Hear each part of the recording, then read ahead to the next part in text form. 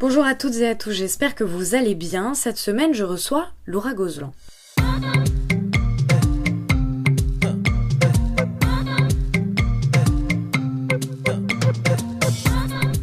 Présente est un podcast dans lequel je souhaite mettre à jour ce qui vient en amont puis en aval de l'art contemporain. Mes questions portent donc rarement sur les œuvres en elles-mêmes, mais davantage sur toutes les réflexions et les doutes qui gravitent autour de celles-ci. Car ici, je m'intéresse d'abord à la manière dont la vie de mon invité impacte son travail, puis à l'inverse, à la façon dont son travail vient impacter sa vie. Dans Présente, j'essaye de mener les conversations comme j'ai l'habitude de le faire en tant que critique d'art, dans les ateliers d'artistes ou à la terrasse des cafés, sauf qu'ici nous sommes enregistrés et vous avez la possibilité de tout écouter.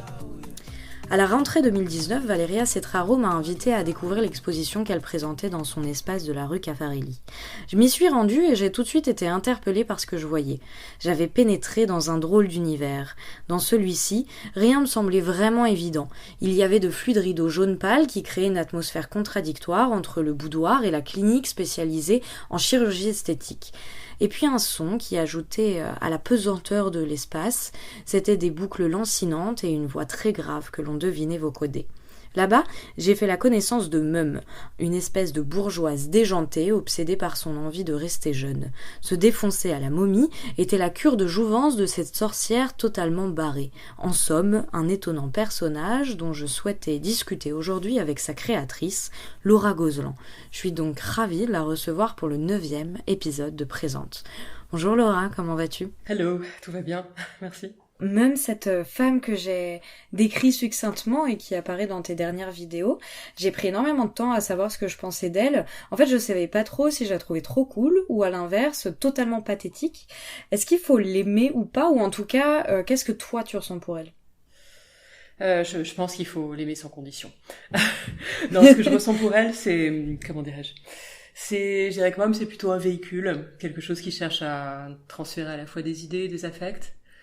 On n'a pas tout à fait un rapport de symbiose, mais l'idée du personnage, c'était de jouer aussi sur les codes des méchantes et des méchants, des anti-héros ou de l'anti-héroïne. Et d'une manière générale, je pense que ce qui caractérise les méchantes dans le cinéma industriel, c'est que c'est souvent des femmes plutôt fortes, ou des femmes menaçantes, en tout cas des femmes qui représentent un danger et qui d'une certaine manière sont peut-être un peu plus émancipées, enfin un danger pour le patriarcat évidemment, ou un danger tout court. Et je trouve que ça génère des personnages aussi qui me semblent un peu plus épais, un peu plus intéressants, auxquels on s'identifie moins facilement, mais justement du fait que ces personnages cherchent moins à plaire.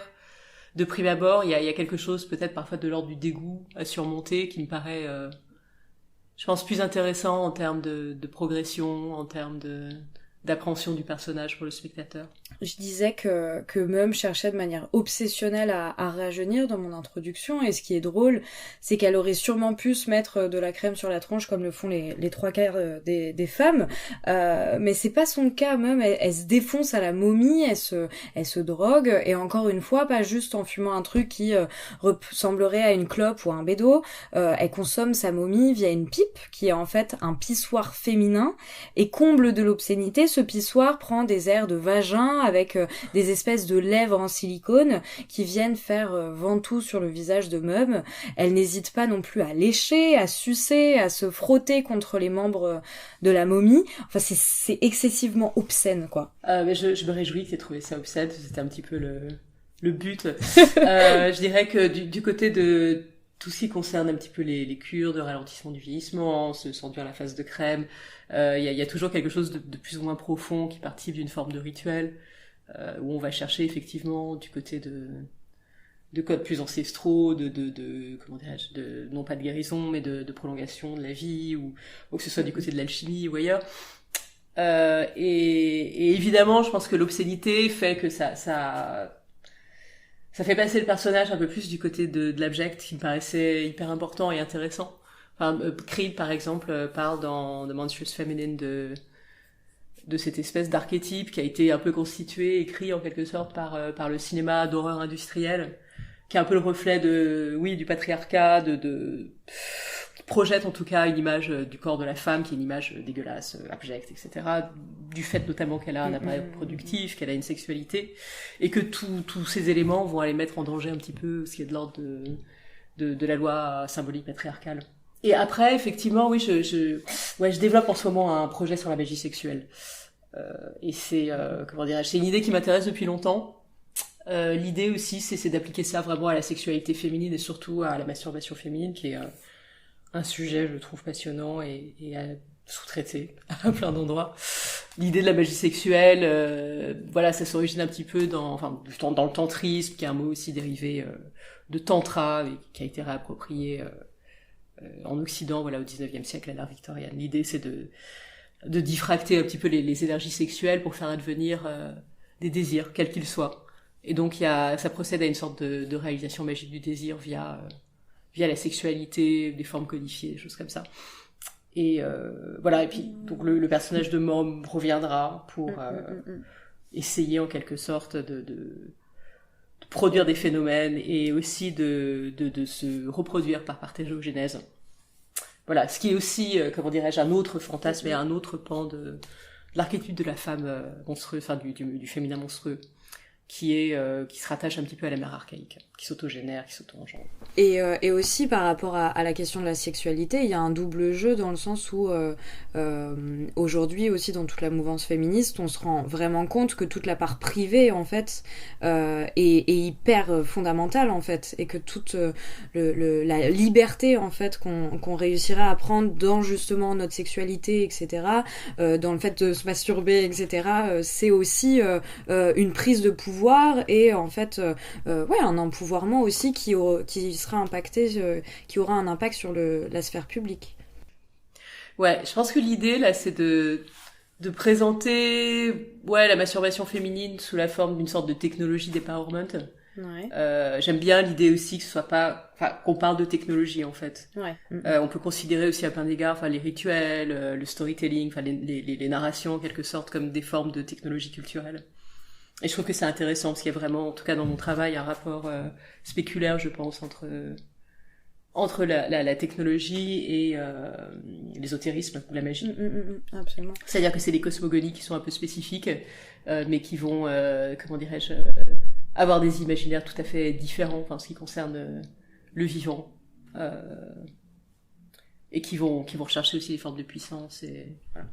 Et il y a un truc qui m'avait marqué aussi lors de notre premier rendez-vous, c'est que moi, je prenais cette interview comme une rencontre hyper sérieuse durant laquelle on allait parler de féminisme, de patriarcat, de capitalisme, etc.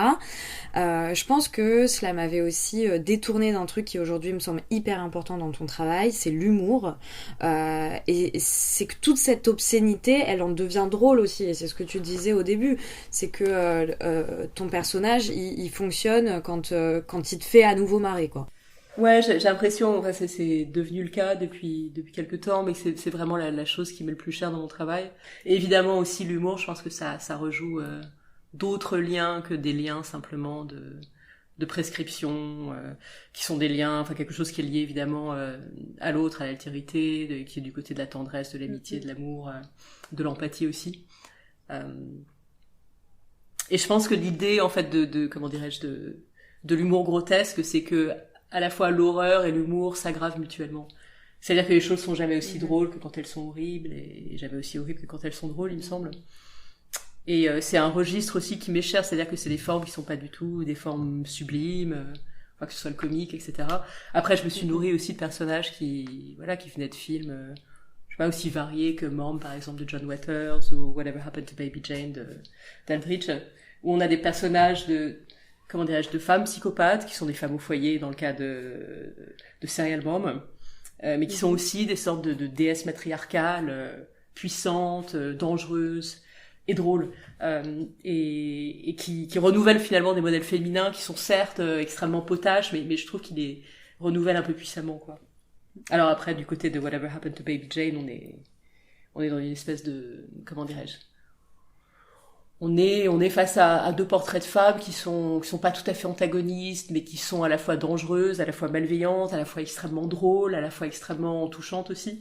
Et j'aime bien cette complexité. J'ai l'impression que ça ajoute un peu d'épaisseur à des personnages qui sont hélas trop souvent encadrés dans des figures archétypales. Ouais. Ouais, parce qu'en fait, finalement, avec l'humour, tu réussis à créer une espèce d'altérité, et en même temps, ça fait, c'est une sorte de bras d'honneur aussi. Enfin, tu vois, je sais pas, tu m'arrêtes si j'ai une ânerie, hein, mais tu vois, j'ai l'impression que la personne qui rit est aussi douée d'une force incroyable, tu vois. Ouais, je pense, enfin, en tout cas, ça me paraît être le moindre geste, donc pas de générosité, mais en tout cas, j'ai l'impression que s'il faut engager quelque chose avec la spectatrice, le spectateur, c'est, voilà, on peut commencer par ça, en tout cas, on est sur un terrain commun, et à partir de là, on peut commencer à parler de choses peut-être plus épaisses, plus développées, plus complexes. Enfin, il me semble que c'est à ce moment-là qu'on commence à entretenir un dialogue. Et sache que ça fiche la pression de te recevoir parce que tu as plein de fans qui en général sont des jeunes nanas et des jeunes artistes qui ont beaucoup d'admiration pour ce que tu fais. Et je pense que c'est aussi dû à la part performative de ton travail. Ce que j'ai pas dit depuis le début, c'est que ce personnage même, c'est toi qui l'interprètes. Tu te grimes, tu te joues de cette obscénité dont on parlait, et je pense que ça fait du bien aussi de voir une artiste, et qui plus est une nana, qui en a rien à foutre et qui y va, quoi. Eh bien, Et je pense que ça ouvre en fait d'accord. beaucoup de portes pour beaucoup. Je pense qu'il y a aussi quelque chose qui est lié aux pièces peut-être antérieures à Mom, ou le fait de travailler sur des archives qui m'appartenaient pas, qui étaient des archives, je sais pas, scientifiques, filmiques, films de genre pour la plupart, ou des archives anonymes qu'on pouvait trouver sur Internet, faisait rentrer aussi quelque chose de l'ordre de l'altérité, et peut-être ces montages témoignaient davantage de quelque chose de l'ordre d'un affect collectif. C'est peut-être pour ça aussi que bon, voilà, à un moment donné, ces pièces ont parlé davantage à jeunes artistes qu'à des artistes de ma génération, je sais pas. Et tant mieux, enfin, comment dirais-je, si Mom réussit à gagner un peu la sympathie je sais pas, d'un public. Comment dirais-je. Ce qui me semble, c'est que ouais, je pense que le fait d'interpréter les choses soi-même, même s'il y a une part de naturel, il y a une part de jeu aussi. Enfin, on est pas loin effectivement des jeux de l'enfance. Il y a quelque chose où on s'engage. Moi, je n'avais pas forcément l'idée de déléguer, en tout cas, ce rôle à une interprète, parce que je me rends compte de la complexité qu'il y a en tout cas dans le travail d'interprétation et dans le travail de direction d'actrice, d'acteur. C'est quelque chose que j'ai un petit peu pratiqué. Je sais que c'est extrêmement glissant comme terrain. Et il me semblait que c'était plus intéressant, effectivement, d'éprouver les choses avec mon propre corps. Et encore une fois, voilà, c'est un peu mon corps qui devient un petit peu le véhicule de ce film. Le fait aussi que je réactive des pièces, des sculptures ou des objets qui existaient déjà dans ma pratique, ça faisait sens en tout cas que ce soit moi qui les manipule, il me semble. Comme étant un petit peu la mère des objets. Enfin, d'ailleurs, le personnage s'appelle Mom. C'est une sorte d'entité comme ça qui comment dirais-je, qui passe à la fois par, je sais pas, la figure maternelle, abusive, peut-être un peu psychopathe. Et en fait, ce que je trouve assez fou dans ton travail, c'est que, à l'inverse, je le trouve amoral, pas immoral, hein, mais vraiment amoral dans le sens où tu nous imposes aucun jugement. On sait pas si tu adoubes ce que fait Mum, si tu trouves ça ridicule ou au contraire si c'est ce que tu fais toi-même dans la vraie vie entre guillemets, et c'est super fort parce que moi en tant que spectatrice, au-delà même de ne pas avoir la sensation qu'on m'impose de penser telle ou telle chose, en fait j'en suis paumée, je sais pas quoi ressentir, et là ça laisse énormément de place à la réflexion, tu vois. Je sais pas si je la double, en tout cas effectivement ouais, c'est un personnage qui est assez proche de ce que je suis par certains côtés. L'idée de rester dans le gris, c'est que je trouve c'est pas tout à fait dans le gris, mais on est ni tout à fait dans le blanc, ni tout à fait dans le noir, on est quand même dans des zones qui sont des zones de marge, et le personnage est un personnage de marge en quelque sorte. Et j'ai l'impression que c'est des endroits qui sont plus complexes et qui reflètent davantage celui où on se trouve actuellement, où on est pris entre différents mouvements chaotiques dans une période d'instabilité politique dégueulasse. Donc en quelque sorte, l'idée de ces pièces, c'est pas non plus d'émettre un jugement moral aussi en quelque sorte, parce qu'il est quand même question aussi de projets post-humanistes qui soulèvent des questions d'ordre éthique qui sont assez comment dirais-je, qui sont assez inextricables. D'un côté, je pense que ce qui m'intéresse dans ces projets, c'est que potentiellement il y a quand même quelque chose qui va essayer de renouveler, enfin bon, c'est le cas depuis l'après-guerre, hein, mais ben voilà, la pensée humaniste, telle qu'on l'a héritée de la Renaissance. Il y a différentes conjonctions, que ce soit du côté du cybernétisme, il y a une relecture aussi un petit peu des binarités masculin-féminin, enfin, du côté de la science, etc.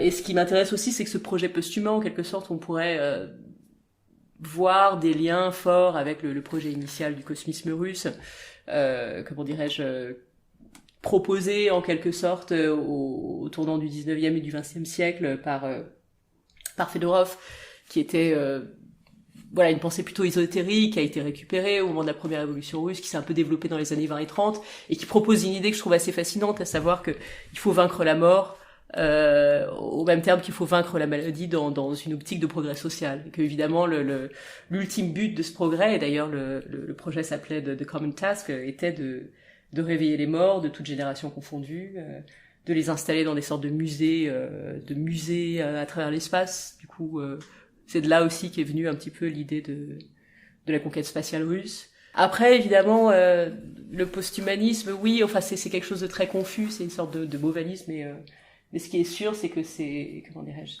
c'est financé aussi à une échelle, comment dirais-je, quasiment industrielle. Et il y a évidemment une idéologie extrêmement ultralibérale, si je puis me permettre, qui sous-tend certains de ces projets. Mais je trouve que ces projets sont aussi d'un autre côté fascinants. Et pour avoir relu un petit peu en temps de confinement, en tout cas des bouquins de Greg Egan, qui est un auteur de science-fiction dure, vraiment, et qui va vraiment se plonger dans les détails les plus obscènes, en quelque sorte, de ce que pourrait être de possibles développements, à la fois de la super-intelligence, bon, pas que, hein, mais en tout cas des projections relatives au post-humanisme. Il y a quelque chose d'extrêmement vertigineux qui paraît aussi Bigger Than Life et qui fait penser effectivement que si on trouvait un moyen effectivement de tordre ces idéologies, de tordre ces technologies, de les appliquer à la fois au bien commun, à une forme de progrès social, c'est-à-dire pas du tout aux objectifs qui lui sont donnés actuellement, peut-être qu'on pourrait voilà, en faire quelque chose de vraiment intéressant. Mais l'idée en tout cas de ces vidéos, par moi, enfin excuse-moi si je m'étale là-dessus, c'est de pas porter de jugement direct, enfin oui, de pas être dans le jugement, quoi. Ouais, et c'est ça qui est assez intéressant aussi, c'est que quel que soit le prisme, en fait, tu parles enfin, tes vidéos, elles sont excessivement complexes dans le sens où elles font appel à beaucoup de références, il n'y a pas juste un unique sujet en fait que tu viens traiter. Enfin moi par exemple je me suis posé plein de questions dans cette question d'amoralité. Je me suis posé plein de questions aussi sur ma propre vision de la femme par exemple.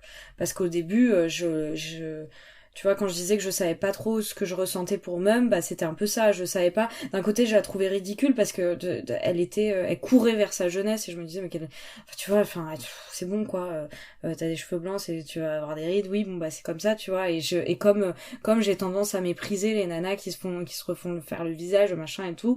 Et en fait, je me suis dit mais finalement, est-ce que je suis pas en train de recréer moi-même des oppressions et en fait et de leur imposer finalement une certaine vision que j'ai du corps de la femme en fait et du coup non, enfin tu vois, comme j'ai pas le droit d'interdire à une personne ou de mépriser une personne qui va porter le voile, j'ai pas le droit de mépriser une personne qui veut se refaire faire le visage parce que moi je considère que la femme doit être comme ça ou comme ça et en fait tu vois, tu m'as permis aussi de réfléchir à tout ça et de réenvisager tout ça aussi, tu vois, de me remettre face à ma propre vision du monde. Ouais, en tout cas, il me semble qu'il y a quelque chose plus que du ridicule, à mon avis, qui est de l'ordre du grotesque et de la bouffonnerie, et ça aussi sont des éléments qui ont un potentiel de contestation, il me semble. Après, la question du féminisme intersectionnel, c'est extrêmement complexe, et bon, voilà, enfin, en tout cas, moi, c'est évidemment le féminisme qui m'intéresse, et je trouve que enfin évidemment il y a des dictates extrêmement pesants qui sont imposés à la junte féminine. Il y a différents types de réponses qui sont apportées, mais j'essaye aussi peut-être de comment dirais-je, de m'extraire un petit peu de tout ça, en tout cas de ces endroits de jugement potentiel, pour voir ça aussi comme une sorte de phénomène qui m'englobe, enfin dans lequel je suis impliquée, mais d'essayer de prendre un petit peu de distance vis-à-vis de ça et de surtout pas être justement moi-même dans le jugement, parce que d'une certaine manière tout ça est est assez passionnant. On n'a pas forcément besoin en plus d'ajouter un appareil moral, je pense, pour se faire une idée de ce que c'est. Et encore une fois, je pense qu'on est toujours situé à un endroit qui fait que on a qu'une connaissance extrêmement partielle de ce que ressent l'autre, des problématiques face auxquelles ils sont confrontés, quoi. J'abonde en ton sens, évidemment. Cette question de la moralité dans ton travail, elle arrive forcément parce que tu t'amuses à entrecroiser à la fois des récits dystopiques liés au transhumanisme, comme on disait. Tu fais aussi appel énormément à la science-fiction et à un cinéma plus expérimental, notamment en empruntant beaucoup au giallo aussi, qui est un sous-genre du cinéma italien qui mêle le thriller, l'érotisme, l'épouvante, etc. Tout ce que je viens d'énumérer, on peut le placer du côté de la fiction, et pourtant tu emploies toute cette esthétique pour parler de thématiques très concrètes qui sont pas si futuristes que ça, à savoir donc la course vers la jeunesse éternelle dont on parlait, mais aussi les zombie drugs qui existent très concrètement. Enfin, il y a un jeu hyper troublant entre le réel et l'imaginaire, et du coup on n'ose plus trop se moquer de tes personnages parce que finalement c'est peut-être un peu ce qu'on est devenu. J'ai oublié de le dire, mais effectivement, en fait, c'est des vidéos déjà qui sont très courtes, c'est vraiment des micro-fictions. Elles font chacune 5 minutes, il y en a 3. Donc, il y a effectivement des éléments dans la voix off, mais qui sont quand même relativement discrets. Et puis, il y a l'image de départ de la première vidéo qui nous montre une pétition qui a circulé, qui proposait effectivement d'extraire du jus de momie pour en faire une boisson carbonatée, la consommer et mourir enfin. Et donc cette image existe vraiment. J'aime bien utiliser effectivement des images d'archives. Pendant longtemps, j'ai pillé le giallo, notamment, enfin des œuvres de Lucio Fulci, qui est un énorme formaliste, qui est une sorte, comment dirais-je, de virtuose de la mise en image. C'est des films d'exploitation, donc effectivement le scénario, le storytelling en quelque sorte est quelque chose qui est vraiment rencardé. Derrière, je pense, une mise en image et un langage formel qui est extrêmement expérimental. Ce qui m'intéressait aussi particulièrement dans le cinéma de Fulci, c'est qu'il y a quelque chose vraiment à son insu qui se dégage et qui témoigne un peu du contexte idéologique des années de plomb. Je fais plus tellement de fan footage, du moins que j'en faisais il y a 2-3 ans. Mais ce qui m'intéresse aussi dans ces œuvres qui sont des œuvres cinématographiques, c'est qu'il y a forcément une part de réel qui s'immisce à l'intérieur, et on sait à quel point le réel, la fiction, pareil, s'aggrave l'une et l'autre, c'est-à-dire qu'on peut trouver quelque chose de beaucoup plus vertigineux dans le réel, et la fiction peut nous paraître beaucoup plus familière que le réel ne peut l'être parfois.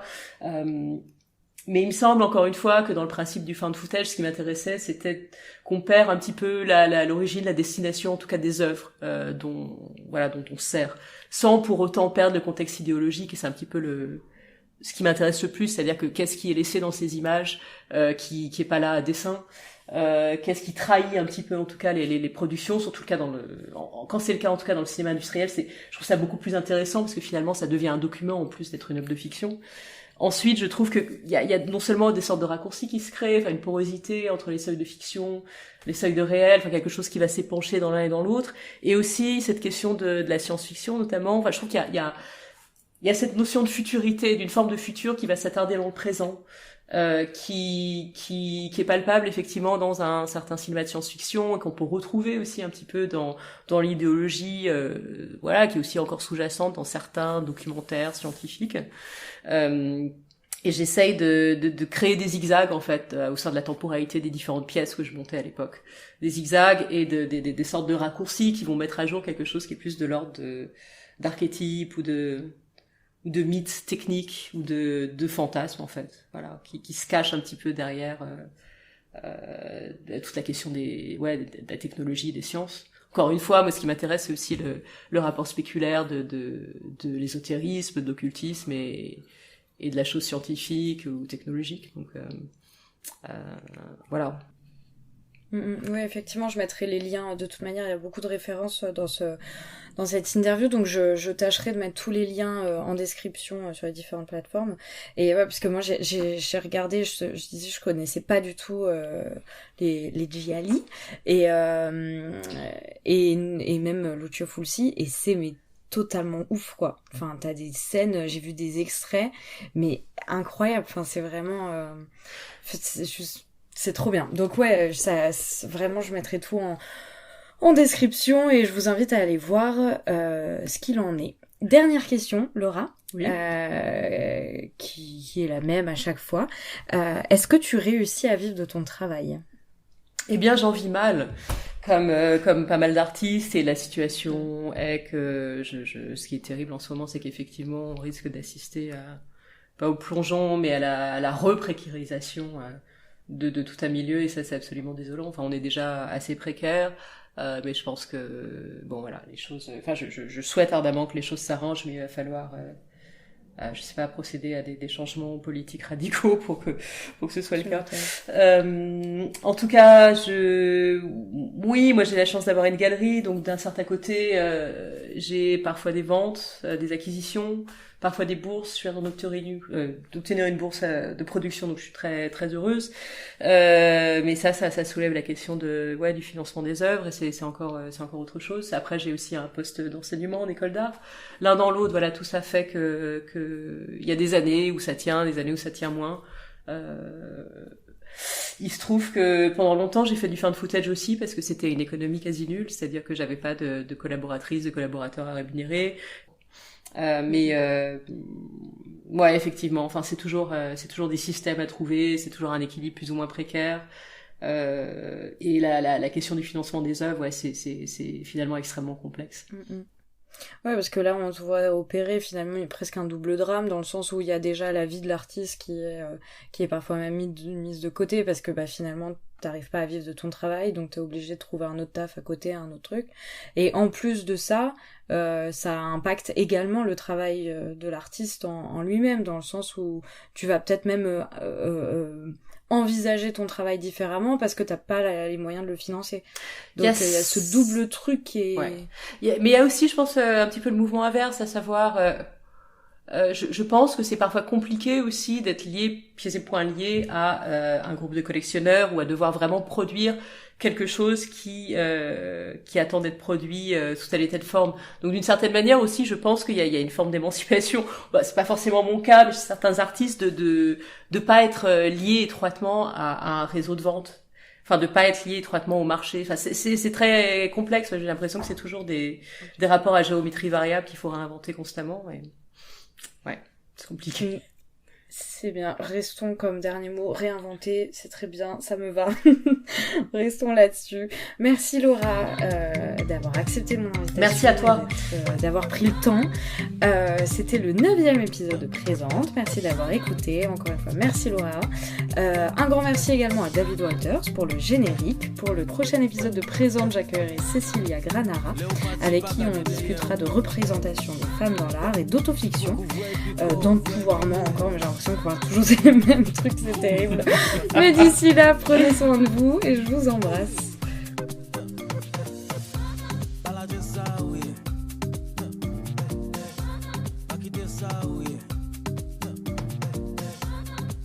So